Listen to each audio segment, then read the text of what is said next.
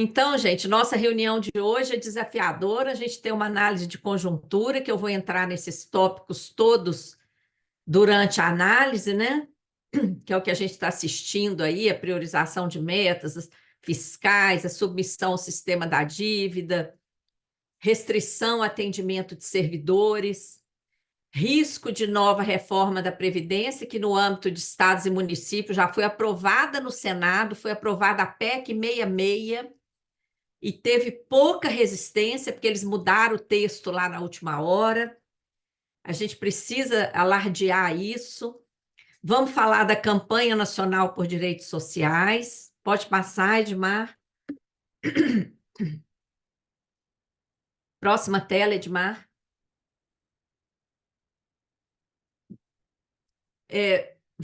Oi, para frente.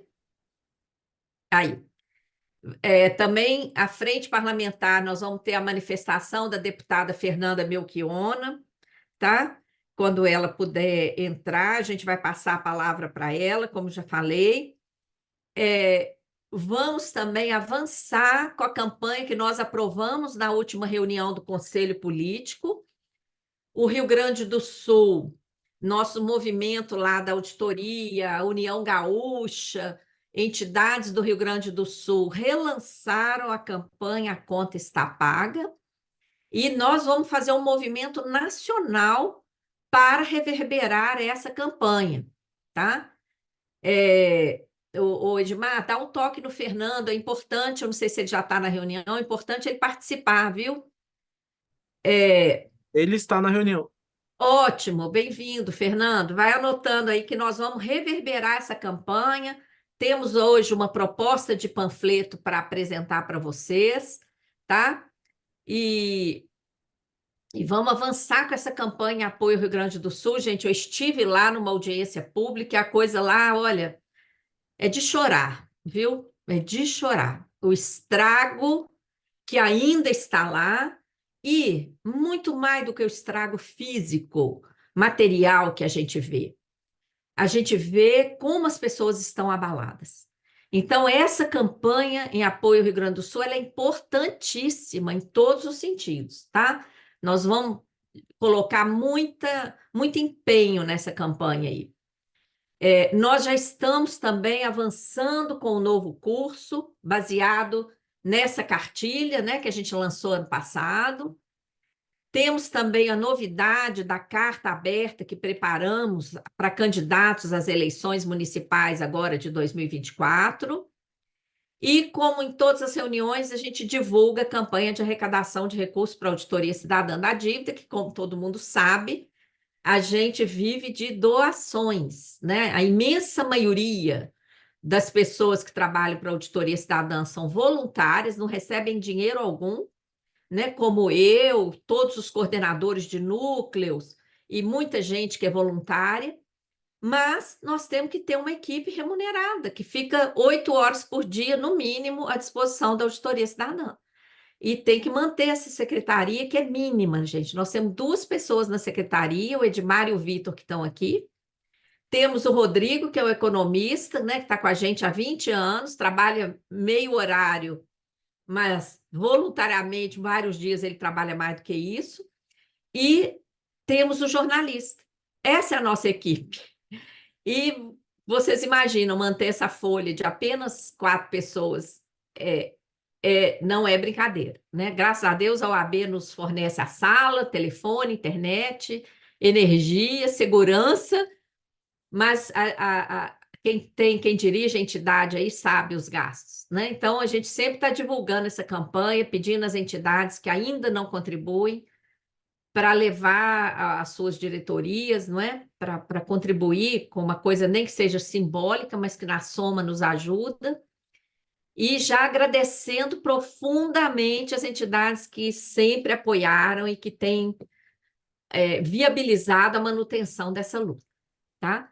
Então, vamos lá iniciar essa pauta desafiadora. Eu pretendo fazer uma apresentação bem rápida e abrir a palavra para todo mundo que quiser falar, tá bom? Dando as boas-vindas novamente às quase 40 pessoas que já estão aqui na reunião. Gratidão, gente, gratidão mesmo, que a gente sabe da dificuldade de agenda de todo mundo. Pode passar, Edmar. Vamos iniciar então com a análise de conjuntura?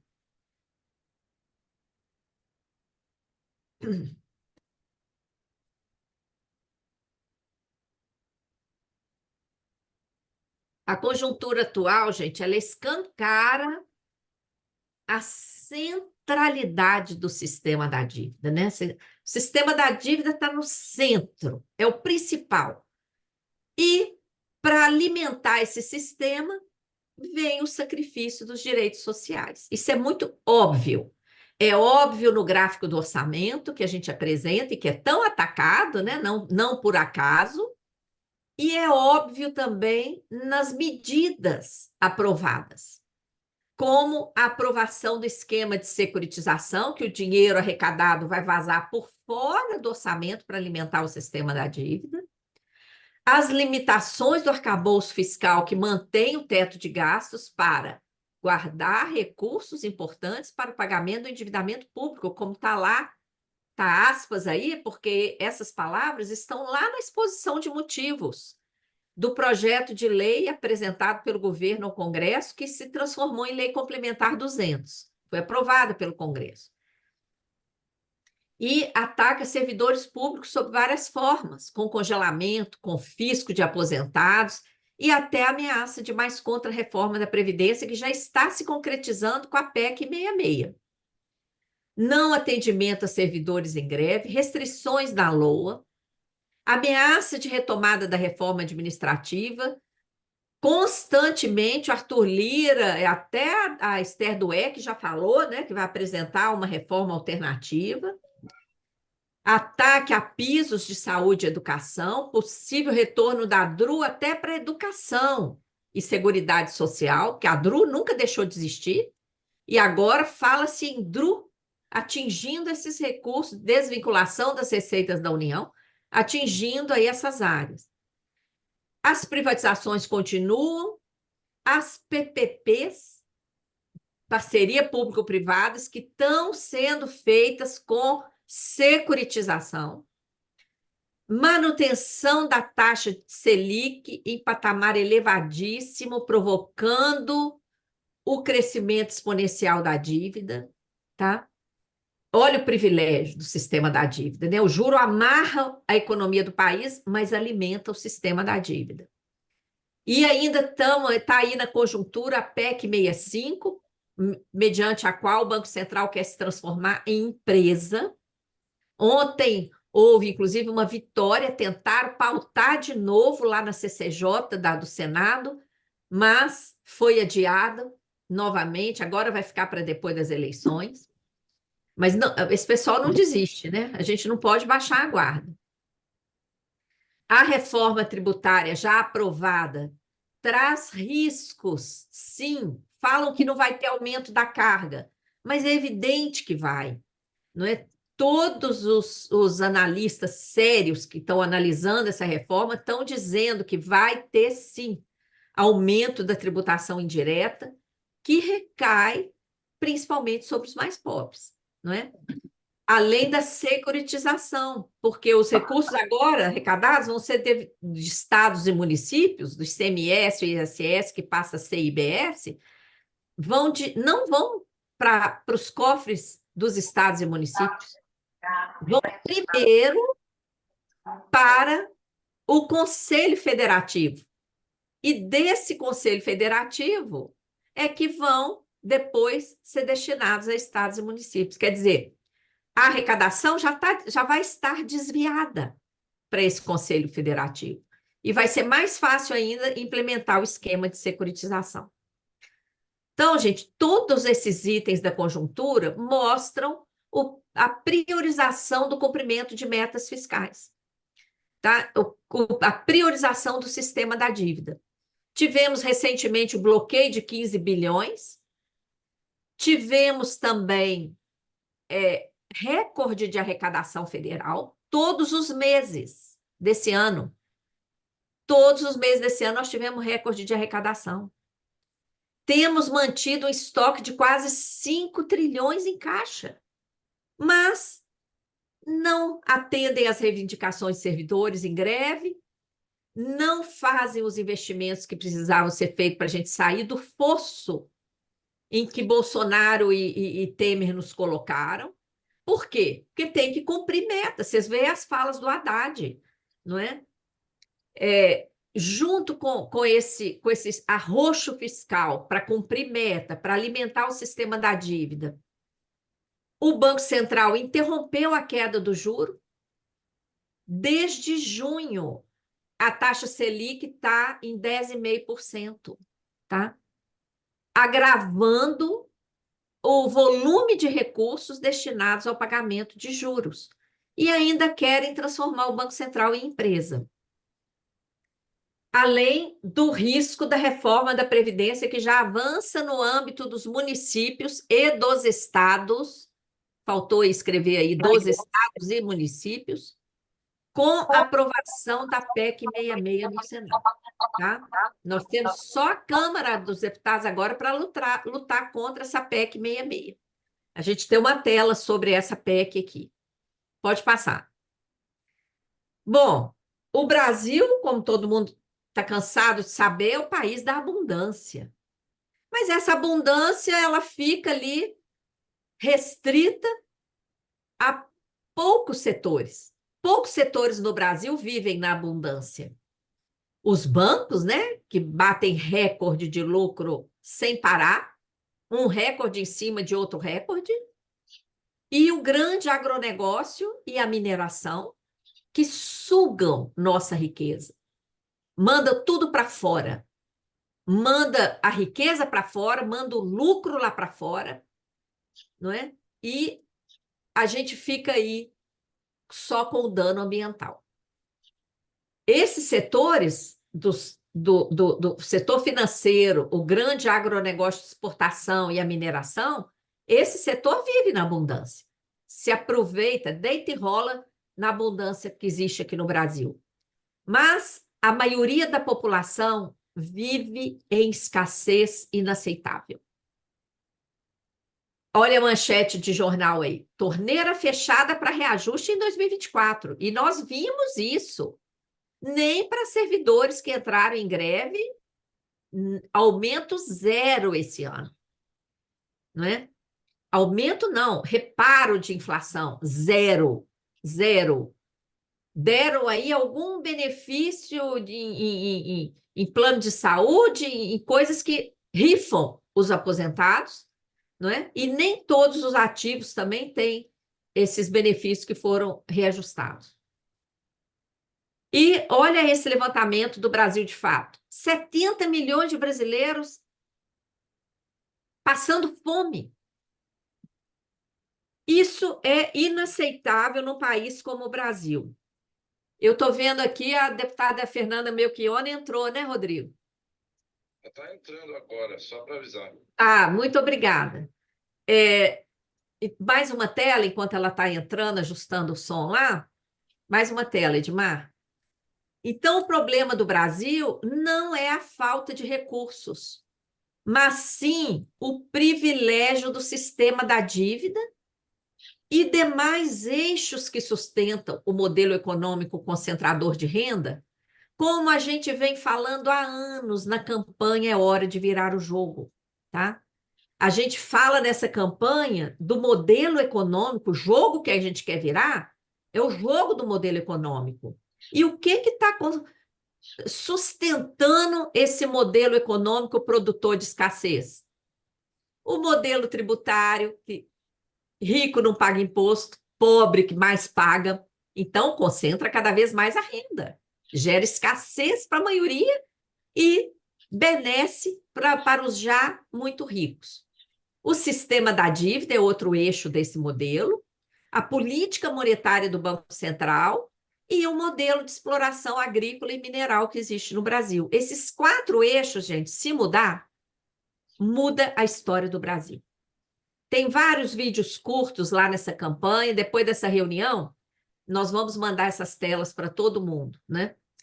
Então, vocês podem entrar nesses links e explorar mais para a apresentação aqui não ficar muito longa. E ano passado ainda, quando as entidades já estavam analisando a LOA de 2024 e vendo que não tinha nada para o funcionalismo público, nós fizemos esse folheto aí, em apoio à luta dos servidores. E nós vimos que tudo que a gente escreveu aí se concretizou nas greves, não é? Servidor reivindicando e o governo dizendo não tem dinheiro, mas dinheiro tem. A questão é que está reservada para o sistema da dívida. Então, é importante que as entidades pautem a auditoria da dívida como pauta central de luta, tá? Pode passar, Edmar. Ela já entrou, Maria Lúcia. Tá, eu vou passar. É só para ela ir, viu, Fernanda? Muito bem-vinda. Nós estamos passando aqui a análise de conjuntura e você quer falar já ou quer esperar um Ela, pouquinho? O que você prefere? ela Ai, inclusive, tem que esperar, mas não consigo hoje, amiga. Não consigo.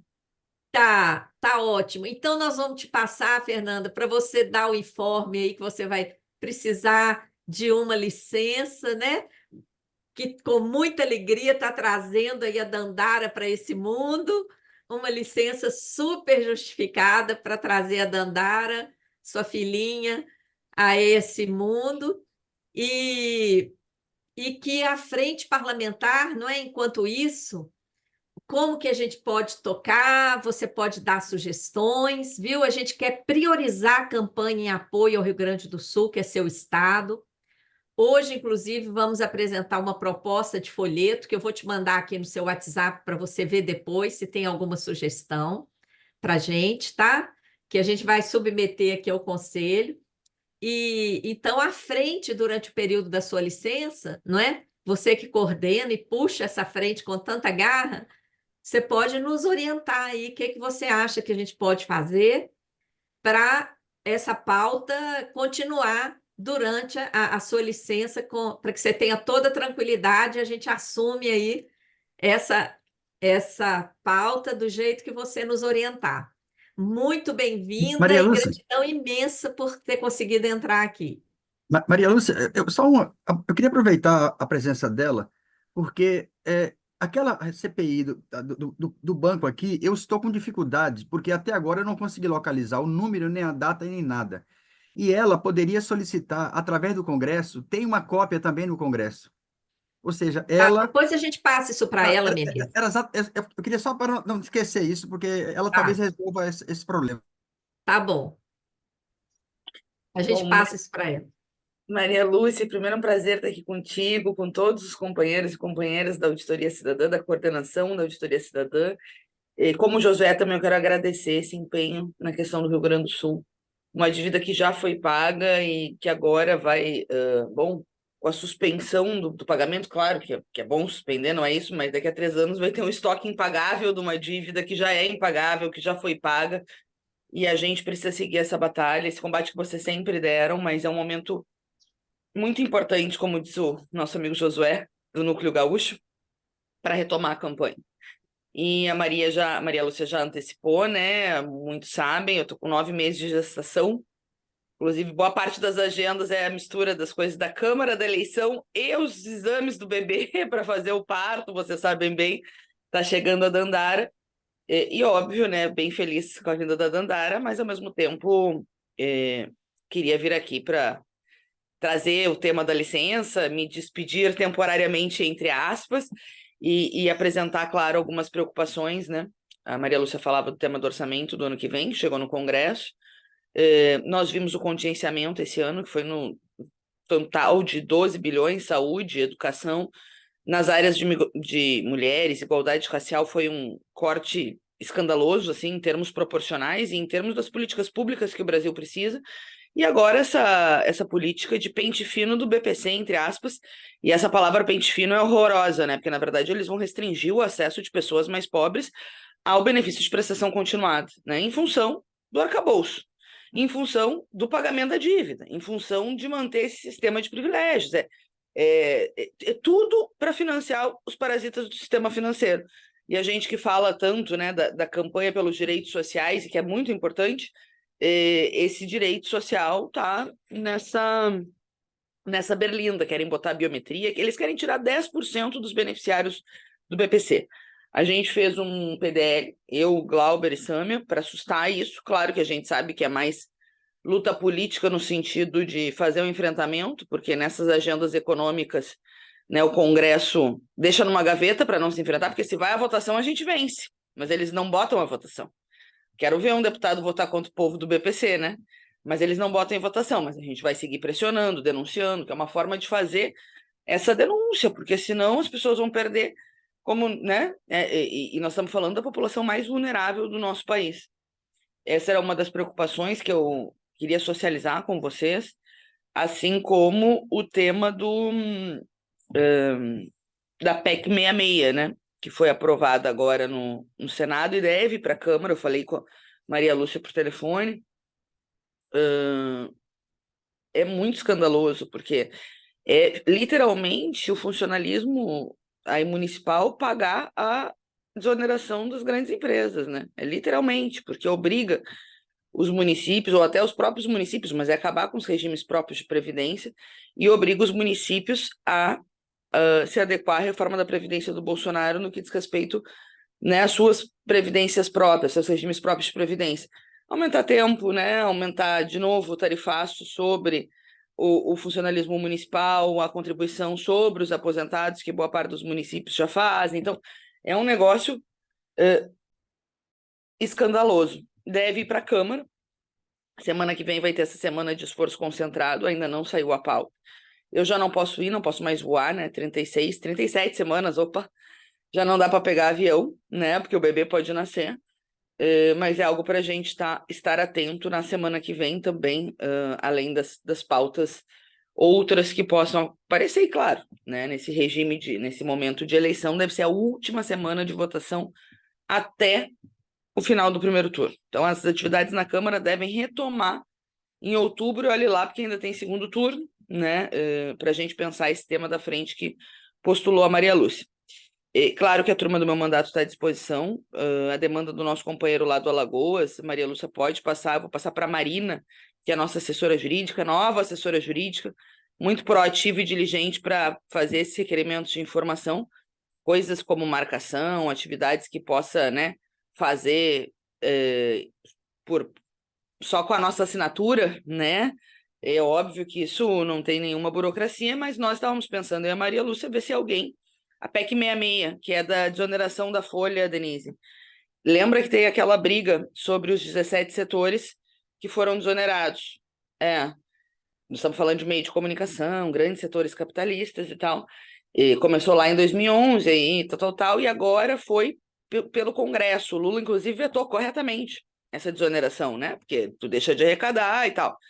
Aí tem uma briga política ali, aumentou a temperatura e pressão, e eles fizeram esse bem bolado, entre aspas, no Senado, que é uma desoneração que acaba daqui a 4 anos, mas botou a obrigação para os municípios fazerem a reforma da Previdência do Bolsonaro nos seus regimes próprios. Né? Botou como parte, e botou os municípios também, até não sei quantos mil habitantes são desonerados, mas é uma coisa que fica visível, né? O trabalhador pagando a conta da desoneração das grandes empresas, ou mesmo das prefeituras, né? Pagando a conta da responsabilidade do gestor, né? Com a sua aposentadoria ou com o aumento exorbitante da prestação, da contribuição, perdão. E aí a gente pode trabalhar, né? Ver outros ali que... Denise, de outros companheiros e companheiras que possam assumir, né, determinadas atividades da frente. Claro que nós temos uma confiança, por uma questão política maior, né, na companheira Sâmia e no companheiro Glauber. O companheiro Glauber está passando por um momento delicado agora na Câmara dos Deputados, que de novo estão perseguindo o mandato dele, e é evidente que nós temos que fazer a defesa do nosso companheiro. Então, ele nesse caso não é igual aos outros, porque o relator já deu pela admissibilidade, se pediu vistas, mas é extremamente preocupante. Então, né, teremos que ver, mas se não der nenhum dos dois companheiros, eu acho que a gente podia fazer uma lista dos que tiveram no lançamento e propor que assumam temporariamente, para pelo menos não ficar sem nenhum parlamentar que possa marcar atividades. Marcar atividades ainda se consegue pela liderança do pessoal, mas abrir, conseguir sala e prestigiar, né, também os eventos, acho que é importante para que a gente possa ter iniciativas ainda em novembro, dezembro e fevereiro, que eu ainda vou estar de licença, mas é uma costura que a gente precisa fazer. Eu estou à disposição, né, para fazer esses contatos antes de gestar, não, porque gestar eu já estava antes da Dandara vir ao mundo, se ela não se antecipar, né? Mas eu acho que é uma boa solução para que a frente possa seguir, né, atuando e fazendo nossos importantes eventos, ou plenárias, ou lançamentos, atividades na Câmara para, enfim, tá lá em loco, fazendo debate político e pressionando os parlamentares. Com certeza, querida Fernanda. Eu acho que você pode ficar bem tranquila, porque também seu período de licença vai coincidir com o período em que a Câmara e o Senado funcionam de forma mais devagar por conta das eleições municipais. Então, é até um período em que a gente não consegue fazer muito evento lá, não é? Porque a maioria dos parlamentares estão envolvidos em campanhas, o funcionamento fica um pouco precário. Mas a gente vai procurar, nesse período, fazer pelo menos uma atividade da frente, priorizando essas pautas que você colocou, a questão da dívida do Rio Grande do Sul, não é? Dando uma força nacional à campanha que já está sendo feita no Estado. Teve aquela audiência não, seminário na Assembleia Legislativa, que você estava presente, e eu fui para lá também. Estava o Josué, o Amauri, o Casarô, todo o pessoal do núcleo lá, e uma presença maciça, né, Fernanda, de autoridades, pessoal do judiciário, muita gente envolvida e interessada com essa questão da dívida. Acho que a gente tem que fazer uma atividade nacional para reverberar, chamando todas aquelas pessoas, sabe? E dar um aspecto nacional a essa questão da luta que já está acontecendo de forma bem intensa e eficiente aí no estado do Rio Grande do Sul, né? Já está pressionando bastante.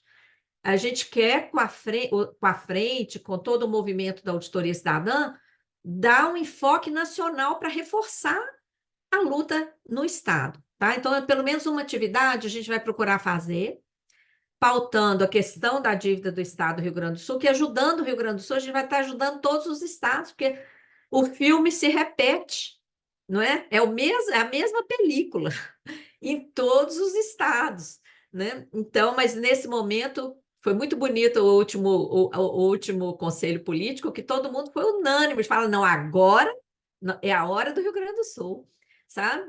Porque realmente a calamidade mexeu nos corações do Brasil inteiro, né? E é muito bacana esse espírito de união que veio dessa calamidade toda, né? A gente tem que aplicar isso nessa campanha. Então, nós vamos fazer pelo menos uma atividade com essa questão do Rio Grande do Sul, com a questão da PEC 66, que passou no Senado com praticamente sem resistência, né?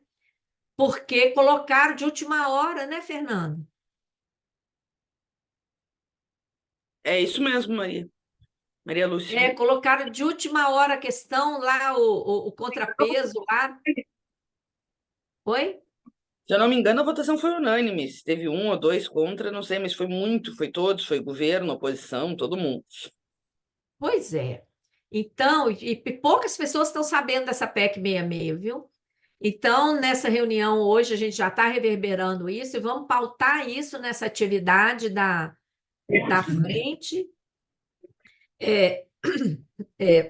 denunciando esse escândalo aí da desoneração, né? Quer dizer, coloca a classe trabalhadora para pagar com a sua aposentadoria essa desoneração, né? Para esses 17 setores. E vamos procurar fazer pelo menos uma atividade, Fernanda.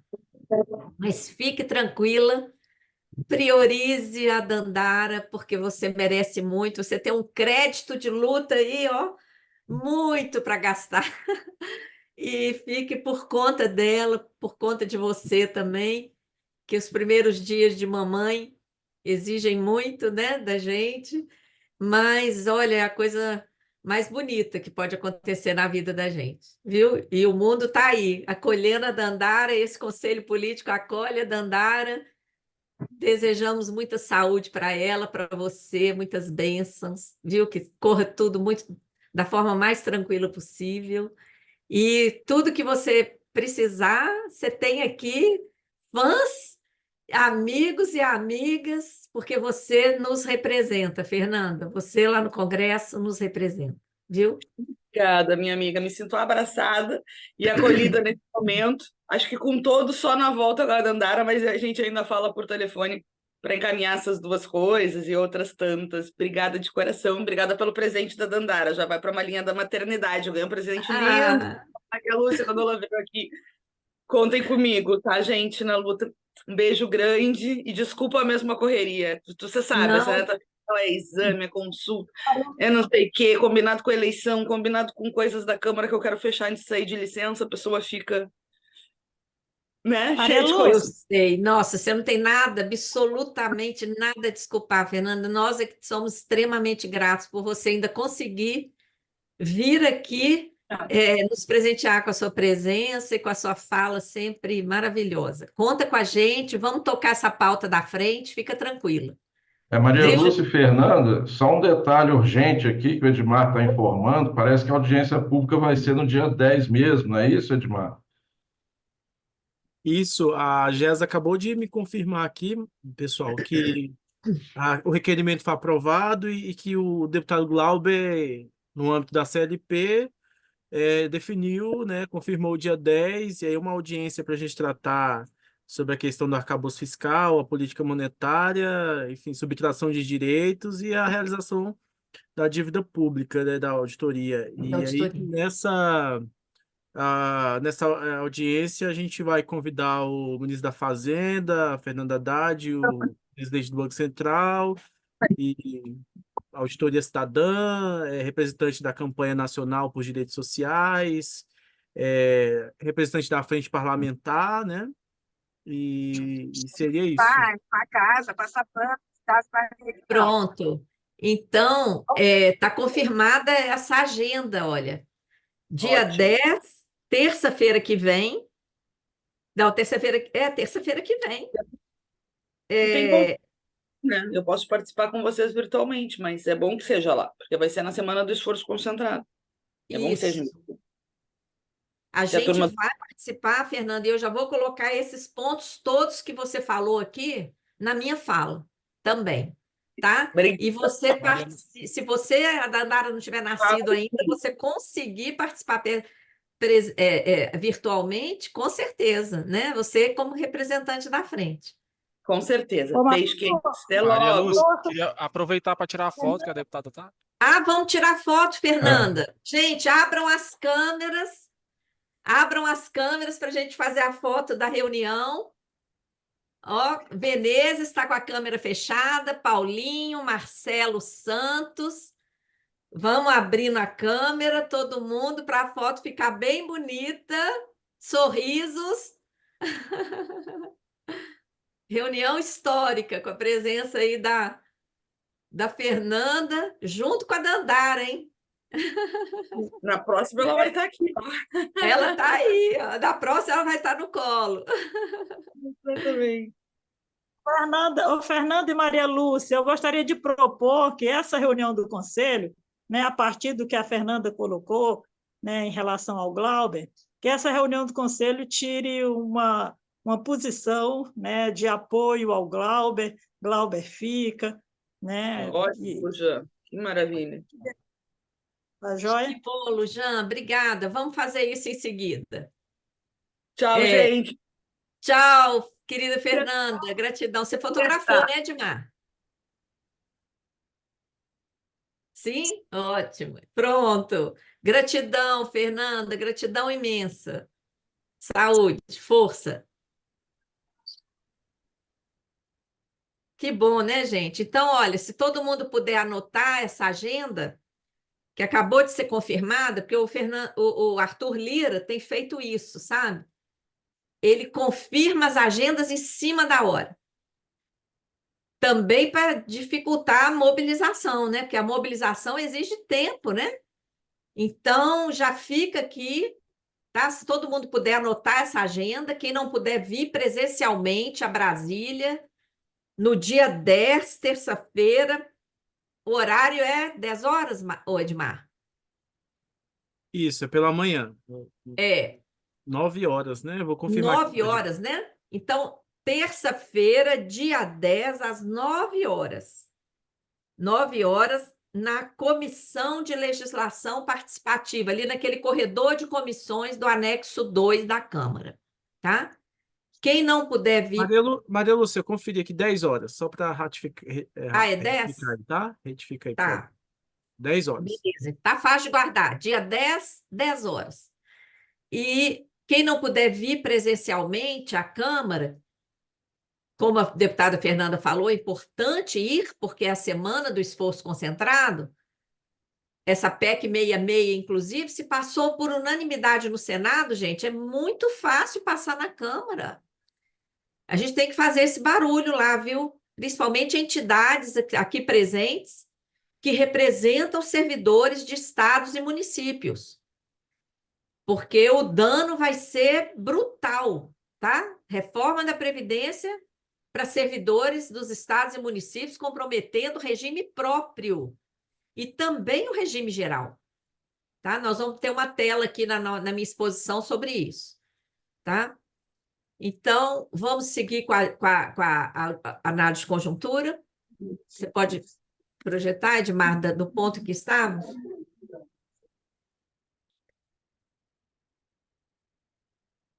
Então, continuando, né, gente? Como previsto, o arcabouço fiscal reduz a participação dos investimentos sociais no orçamento. Claro, está lá na exposição de motivos. Tem que diminuir os investimentos para sobrar mais para pagar a dívida, né? E a Auditoria Cidadã vem noticiando, tanto no âmbito da campanha nacional por direitos sociais, como esse aí, corte de 15 bilhões, deve afetar programas essenciais e desenvolvimento do país. Como também noticiando o que é divulgado pelas entidades, como essa publicação do Andes. Como o bloqueio afeta as verbas do IFES, né?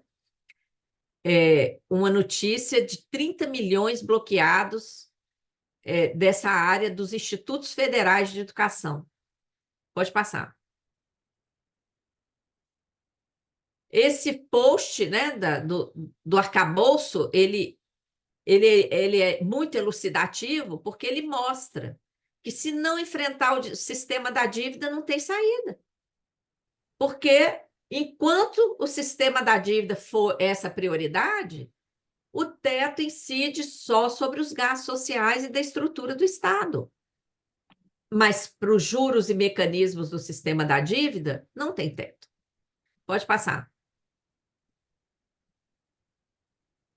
E, apesar dos recordes de arrecadação, por que não atende as reivindicações de servidores? Olha as notícias. Receita cresce 9% em termos reais, acima da inflação, gente. Mas, de acordo com o arcabouço, investimentos sociais só pode crescer 2,5%. Para onde vai a sobra? Todo mundo sabe a resposta, né? Vai para o juro exorbitante, para os mecanismos do sistema da dívida. Tá?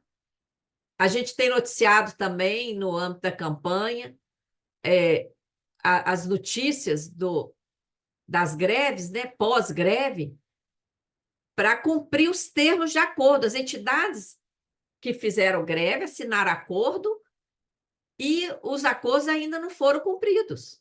Tá? Pode passar. A mobilização das categorias, a gente tem noticiado também. Eu vou correr um pouquinho, gente, para ter bastante tempo, tá? As perdas salariais impulsionam intensa mobilização. Eu estou colocando assim porque, às vezes, vocês não acompanham diariamente, né? É difícil, mas é importante mostrar como a gente tem divulgado as lutas sociais, né? Outro ponto importante aí do privilégio do sistema da dívida. Quanto mais elevado o juro, quem é beneficiado? Os detentores de títulos. Quem são os maiores detentores de títulos? Os bancos, não é? Os bancos têm mais de 40% ali do estoque da dívida. Esse pessoal não precisa lutar, porque o próprio Banco Central usa a mentira de combater a inflação para manter o juro alto, né? E quando não encontram nenhuma razão, porque a inflação está dentro da meta, eles falam em expectativa de inflação. Gente, isso é um deboche, porque a inflação efetiva não está sendo nem reposta para servidores e para vários pagamentos de serviços pelo Estado. Mas, para o setor financeiro, não só a inflação é coberta e extrapolada com os maiores juros reais do mundo, como a expectativa de inflação. Olha só o privilégio. E olha o custo disso.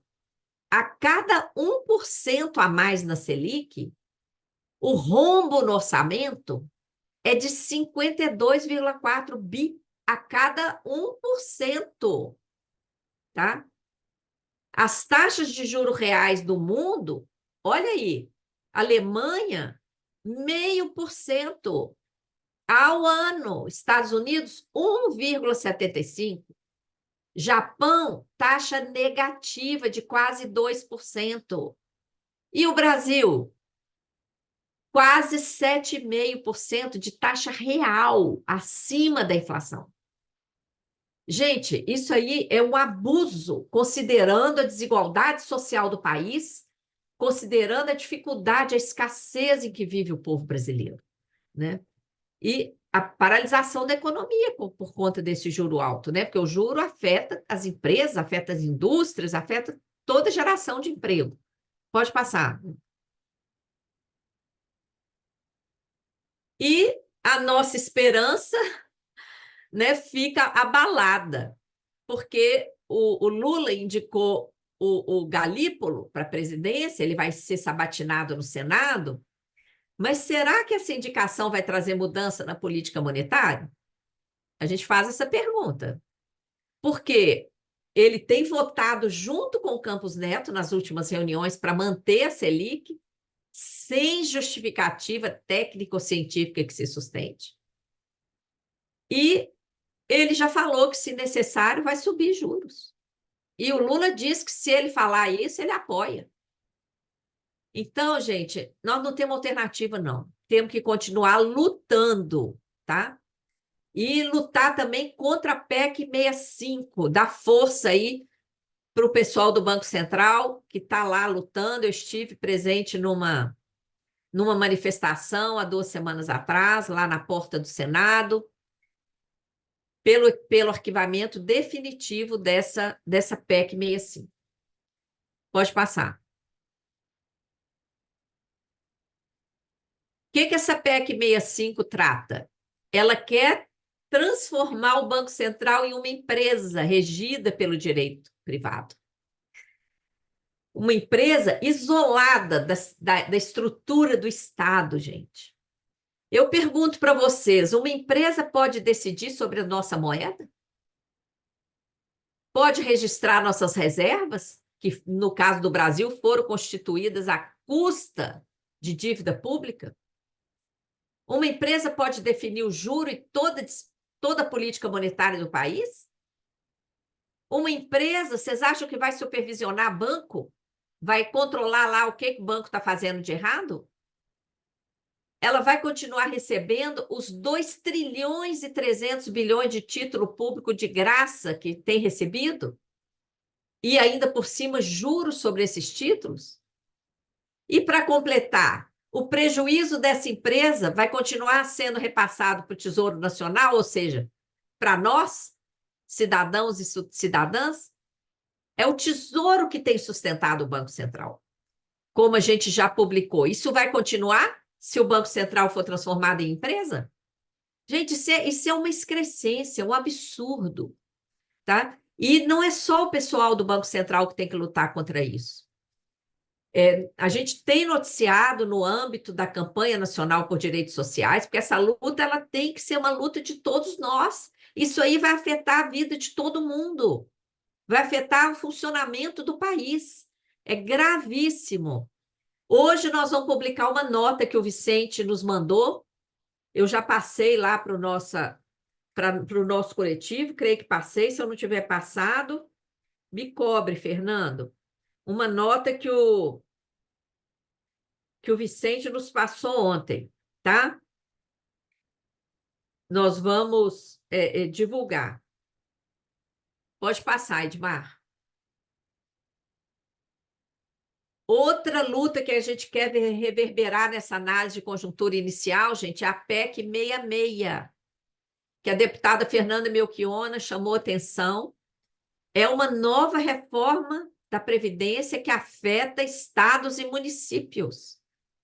Ela obriga todos os entes federados a implementar automaticamente, em até 1 ano e meio, todas as medidas da reforma da Previdência de Bolsonaro, que foi aprovada pela Câmara e pelo Senado em 2019, para os regimes próprios de Previdência. Atualmente, se os estados quisessem aplicar essa reforma, eles teriam que aprovar uma lei específica. Essa PEC aí libera estados e municípios de aprovar a lei específica. Eles têm que pegar aquela norma lá da PEC 66 e já aplicar direto, tá? Alguns já estão fazendo isso, tá? Mas a maioria não.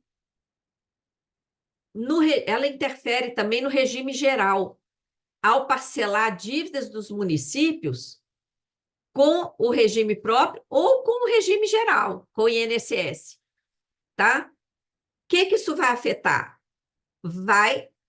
Aquela notícia falaciosa de déficit da Previdência vai ganhar força, porque a contribuição vai deixar de entrar lá. Tá? Em troca de quê? Em troca da implementação das regras de Previdência. E para onde vai esse dinheiro? Para onde vai? Isso aí vai financiar o quê? Vai financiar a desoneração fiscal, tá? Tem também um aumento da desvinculação das receitas dos municípios para 50%, tá? E a desvinculação das receitas dos municípios com a compensação financeira de exploração de recursos minerais, a CEFEM, tá? Tudo isso é um estímulo para a implantação da reforma, tá? Pode passar. A gente tem divulgado esse dado, gente, que nós temos mantido 5 trilhões em caixa há anos. Isso é importante, isso aí é munição para as entidades que lutam, reivindicam direitos, porque dinheiro não falta no Brasil. Nosso problema não é dinheiro, nosso problema não é riqueza. Nosso problema é o tipo de modelo econômico implantado aqui que privilegia esse setor que rouba as nossas riquezas, não é? No setor financeiro, no grande agronegócio de exportação e na mineração. Quando eu falo mineração, eu coloco aí também a questão da energia, né? Do petróleo. Eu vi o Fernando Siqueira nos honra aqui com a sua presença. Nessa área do petróleo também, gente, a gente tem sido extremamente roubado, como ele já falou em várias lives com a gente, né, Fernando? Pode passar. Bom, o orçamento federal escancara o privilégio do sistema da dívida. Não por acaso esse gráfico é tão atacado, e eu queria divulgar o vídeo que nós fizemos, né, para explicar a necessidade de mostrar esse gráfico do jeito que a gente mostra. Pode passar. Para esse ano de 2024, 2 trilhões e meio estão reservados para a dívida. Por isso, esse arroxo todo, não atendem mesmo às reivindicações de servidores e, apesar do aumento da arrecadação, não aumentam os investimentos. Tem que cumprir o arcabouço, tem que cumprir a meta e tem que dar esses 2 trilhões e meio aí para o sistema da dívida. É simples, tá? Por isso que se as entidades não pautarem diretamente a auditoria da dívida, a gente não avança. Pode passar. Os dados oficiais do TCU comprovam que a dívida tem crescido por mecanismos como a Bolsa Banqueira e as altíssimas taxas de juros, principalmente, tá? E o Banco Central elevou a Selic a 13,5%, ficou aí por um ano, e de junho para cá estacionou em 10,5%. Estava reduzindo a conta gotas e de junho para cá 10,5%, tá? A insustentabilidade no Brasil, ela não decorre de gastança com BPC, com servidor, de jeito nenhum. Os aposentados estão sendo humilhados como se fossem um peso. Isso é uma crueldade, isso é uma violência com quem trabalhou a vida inteira e agora tem o direito de usufruir sua aposentadoria. A insustentabilidade decorre dos mecanismos financeiros e do juro alto, e não de gastos sociais. Pode passar. Olha aí, essa reta. O estoque de juros supera o estoque da dívida. Está escancarado. Dados oficiais mostram que é uma dívida sem contrapartida, que é uma dívida de juros sobre juros. Dados do Banco Central provam isso, escancaram isso. O total de juros supera o estoque da própria dívida. Pode passar. E essa dívida, gente, já está batendo em 9 trilhões, a dívida interna, tá? A dívida interna em títulos já está batendo em 9 trilhões. E o que tem feito ela crescer?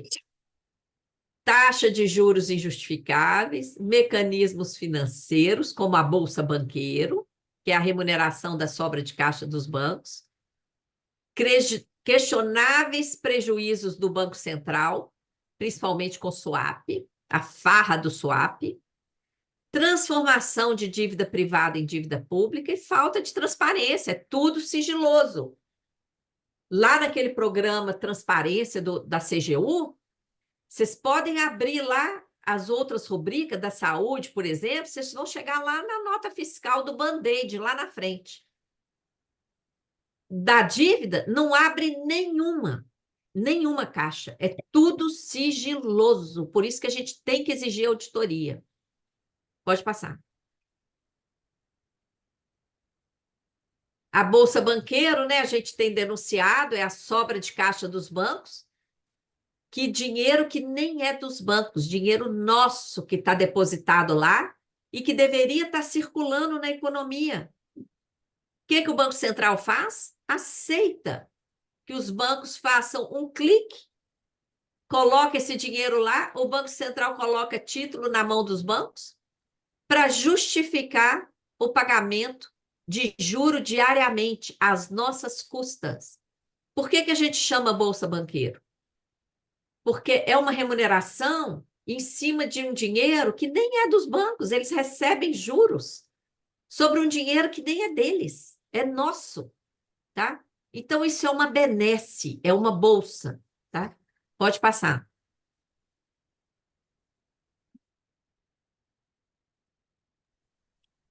A gente fez esse card, em vez de Bolsa Banqueiro, o governo poderia reparar as perdas de todo o Serviço Público Federal.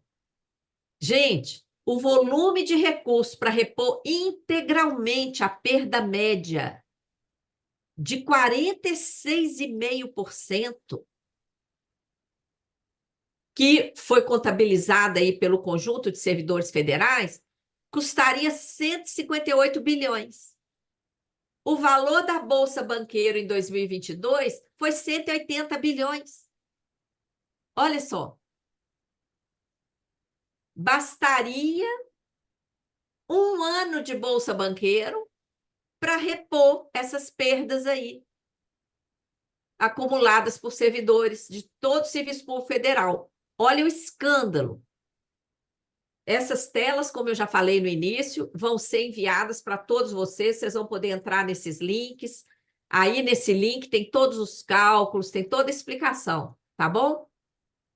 Pode passar. E olha o risco.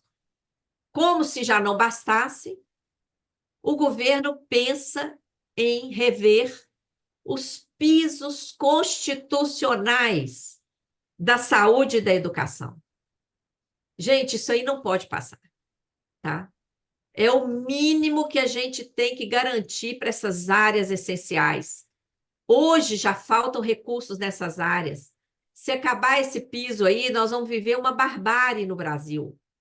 O SUS, alguém já colocou ali no chat, eu vi rapidamente, a luta de recursos para o SUS tem sido insana, não é? Se acabar com esses pisos, como é que a gente vai ficar? Né? Alguém já colocou ali. Pode passar, Edmar. Comparando aí o gasto com a dívida, com o investimento público em educação total, tá? Tanto educação básica, fundamental, ensino médio, infantil, olha aí. Olha onde é que está o problema. E olha que aí esse gasto com a educação aí envolve gasto tanto da União como de estados e municípios. E aquela reta ali é a dívida federal somente, tá? Olha só, porque muita gente fala, no gráfico de pizza está só educação federal. Aí, né, nesse gráfico agora, está a educação pública total, envolvendo estados e municípios também, tá? Pode passar. E ensino superior, no âmbito do Ministério da Educação, olha a queda que a gente tem visto em percentual do PIB. Os números explicam o sucateamento das universidades, dos institutos federais, não é? Algumas universidades com teto caindo, como nós já fizemos aqui live com professores denunciando. Os números explicam isso. Por quê? Porque tem que cumprir teto, tem que cumprir meta para alimentar o sistema da dívida. Tá? Pode passar. A dívida pública, gente, deveria estar financiando investimentos de interesse da sociedade do país, viabilizando o desenvolvimento socioeconômico, como faz o Japão, como fazem outros países avançados. Mas não é isso que acontece no Brasil. O endividamento do Brasil tem funcionado às avessas, que é o que a gente chama de sistema da dívida. Em vez de investir, promove uma contínua subtração de recursos, não tem contrapartida de investimento, como já denunciou o TCU, e ainda por cima tem justificado teto de gasto, arcabouço, contra-reforma, privatização, etc. Né? Tem um vídeo em que a gente fala exclusivamente do sistema da dívida, vocês podem acessar depois. Pode passar, Edmar. A falácia, né, de que a dívida está financiando gastos sociais, porque nós não temos tido superávit primário, é uma falácia. Isso aí mostra a importância da auditoria, gente, porque com procedimentos de auditoria, que a gente vai lá e investiga os números, a dívida tem retirado dinheiro de gastos sociais. O que o governo faz? Paga dívida com recursos que não têm nada a ver com a emissão de títulos. Recursos de outras fontes que deveriam estar financiando gastos sociais. De 2014, que foi o último ano de superávit, a 2023, 2,5 trilhões de recursos de outras fontes pagaram gastos com a dívida. E quanta dívida foi emitida para financiar gasto social? 1,380 bilhões. No cotejo aí desses dois números, qual foi o resultado? No final das contas, a dívida retirou 1,130 bilhões nesse período aí. Tá? Retirou dinheiro dos gastos sociais. Tá? Isso aí também, gente, todo mundo que está aqui participando da Auditoria Cidadã precisa saber. Porque quando vocês começam a falar da auditoria cidadã, alguém vai falar, não, a dívida está financiando gasto social. Olha aí a pegadinha. Olha como é que está financiando, tá? Não falam da outra parte. Não falam dos gastos com a dívida pagos com recursos de outras fontes. Está terminando, pode seguir, Edmar. No âmbito dos estados, a sangria é a mesma coisa.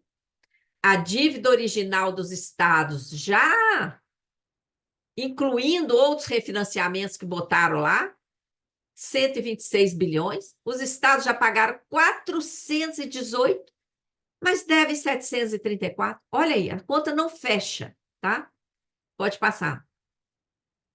O esquema de securitização foi aprovado. É um consignado de recurso público, gente. O recurso público não vai chegar mais diretamente aos cofres públicos.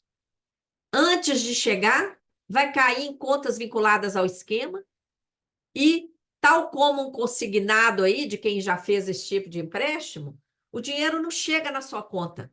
O dinheiro já vaza durante o percurso pela rede bancária, tá? Infelizmente foi aprovado, virou lei, e nós temos que acompanhar no âmbito dos estados e municípios onde que está sendo implantado para denunciar, tá? Pode passar. A conjuntura escancara o privilégio do sistema da dívida e caminha no sentido contrário ao que precisamos. O que nós precisamos é de mais recursos para direitos sociais, para investimentos, não é? E na estrutura do Estado. Nós precisamos interromper esses mecanismos que geram dívidas sem contrapartida. E o que a gente pode fazer? Exigir auditoria da dívida com participação social. No dia que as entidades, servidores, movimentos sociais colocarem isso lá em cima como bandeira de luta, a gente vai começar a mudar, tá? Nós temos que ter limite de juros em lei. Mais de 80 países têm limite de juro em lei. Aqui no Brasil é essa farra. Isso tem que estar na lei, como a campanha lá pelo limite dos juros que vocês apoiam.